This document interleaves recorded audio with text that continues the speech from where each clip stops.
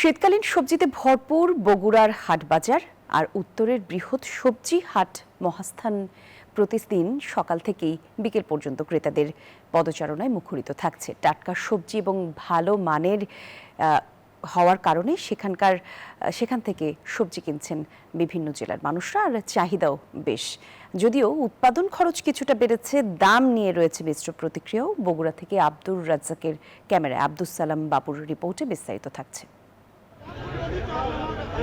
সবজি ভান্ডার খ্যাত বগুড়ায় শীতের সবজি এসেছে হাট বাজারে।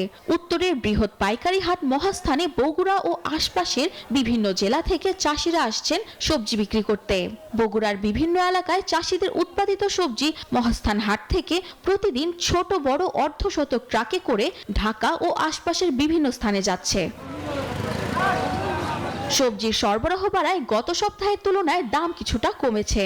সপ্তাহের শেষ দিকে প্রতি কেজি ফুলকপি ও বাঁধাকপি 10 থেকে 15 টাকা, লাউ ও সিম 30 থেকে 40 টাকা, বেগুন 40 থেকে 60 টাকা, নতুন আলু 20 থেকে 22 টাকা দরে বিক্রি হচ্ছে। কৃষকরা বলছেন সরবরাহ বেশি হওয়ায় আগের চেয়ে দাম অনেকটাই কম। তার আগে বাজার ছিল আগুর 15-18 টাকা, সব মোটামুটি করতে আসছিল। এখন বাজার খারাপ, এখন পোষাচ্ছে না। টিএসপি কিনছি হলো 2500 টাকা বস্তা, পতেঙ্গা টিএসপি খরচ উঠছে না। না, ওই হিসেবে তো দাম নেই বাজারে, সেই হিসেবে দাম নেই।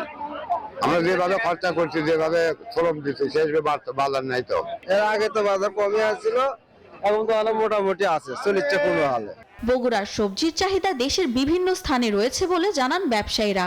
আমি সিরাজগঞ্জ থেকে আসছি, এখানে টাটকা মাল পাওয়া যায়। এই টাটকা সবজি এখান থেকে কিনে আমি সিরাজগঞ্জে বিক্রি করি। তার মানে অনেক সস্তায় কেনা যায়, এই মালটা বাংলাদেশের বিভিন্ন প্রান্তে পৌঁছা যায়। বগুড়ায় শীতকালীন মৌসুমে 13,500 হেক্টর জমিতে সবজি উৎপাদনের লক্ষ্যমাত্রা 3.25 লাখ টনের বেশি। Desk report, news 24।